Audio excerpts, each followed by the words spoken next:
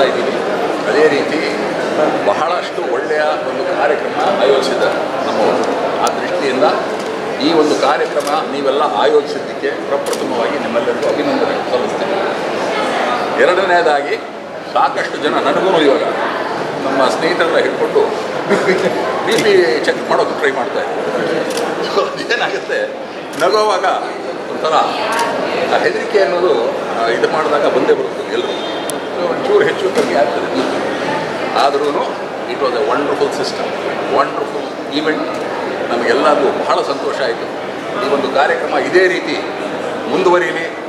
ಇವ್ರಿಗೆ ಇನ್ನೂ ಭಗವಂತ ದೊಡ್ಡ ದೊಡ್ಡ ಥರದ ಎಲ್ಲ ಥರದ ವಿಷಯನೂ ಎಲ್ಲವೂ ಒಳ್ಳೇದು ಮಾಡಲಿ ಅಂತ ಹೇಳ್ಕೊಂಡು ಹಾರೈಸ್ತೀನಿ. ಸುಬ್ರಹ್ಮಣ್ಯೇಶ್ವರ ಕೋಆಪರೇಟಿವ್ ಬ್ಯಾಂಕ್ನಿಂದ ಇವತ್ತು ಉಚಿತ ಆರೋಗ್ಯ ಶಿಬಿರವನ್ನು ಏರ್ಪಾಡು ಮಾಡಲಾಗಿದೆ.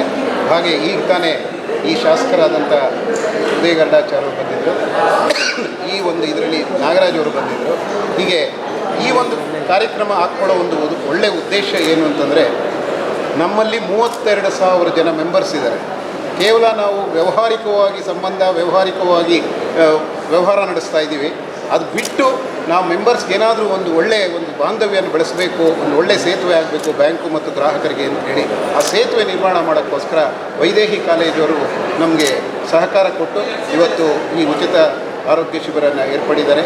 ನಾವು 1 ತಿಂಗಳಿಂದಲೂ ಇದನ್ನು ಏರ್ಪಾಡು ಮಾಡಿ ಎಲ್ಲ ಮೆಂಬರ್ಸ್ಗೂ ರಿಜಿಸ್ಟರ್ ಮಾಡ್ಕೊಳ್ಳಿ ಅಂತ ಹೇಳಿದ್ವಿ. ಸುಮಾರು 600ರಿಂದ 700 ಜನ ರಿಜಿಸ್ಟ್ರೇಷನ್ ಮಾಡಿಕೊಂಡ್ರು.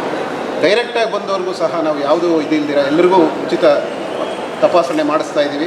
ಹಾಗೆ ನಮ್ಮ ಬ್ಯಾಂಕಿಂದ ಐ ಟೆಸ್ಟ್ ಮಾಡಿಸಿ ಸುಮಾರು ಒಂದು 200ರಿಂದ 300 ಜನಕ್ಕೆ ಫ್ರೀ ಸ್ಪೆಕ್ಸನ್ನು ವಿತರಣೆ ಮಾಡಿದ್ದೀವಿ. ಈ ಸಂದರ್ಭದಲ್ಲಿ ಈ ಥರ ಕಾರ್ಯಕ್ರಮಗಳನ್ನ ಹೆಚ್ಚಿಗೆ ಬೆಳೆಸ್ತಾ ಬ್ಯಾಂಕಿನ ಒಂದು ಬಾಂಧವ್ಯವನ್ನು ಬೆಳೆಸಬೇಕು, ಬ್ಯಾಂಕು ಸದೃಢವಾಗಿ ಬೆಳೀಬೇಕು, ಬ್ಯಾಂಕು ನಮ್ಮದು ಬ್ಯಾಂಕು ಅನ್ನೋ ಭಾವನೆ ಮೆಂಬರ್ಸಲ್ಲೂ ಬರಬೇಕು.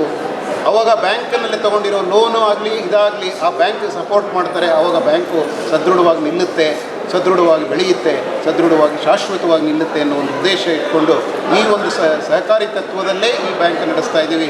ಸಹಕಾರ ಅಂತಂದರೆ ಅವರಿಗೂ ನಮ್ಮ ಗ್ರಾಹಕರಿಂದ ಗ್ರಾಹಕರಿಗೋಸ್ಕರ ಈ ಒಂದು ಸಂಸ್ಥೆ ನಡೆಸ್ತಾ ಇದ್ದೀವಿ. ಇದಿನ್ನೂ ಹೆಚ್ಚಿಗೆ ಸಂಸ್ಥೆ ಬೆಳೆಸಬೇಕು ಅನ್ನೋ ಉದ್ದೇಶ ಇಟ್ಕೊಂಡಿದ್ದೀವಿ. ಇದೇ ಥರ ಯೋಜನೆಗಳು ಇನ್ನು ಕಂಟಿನ್ಯೂಸ್ ಆಗಿ ನಡೆಯುತ್ತೆ.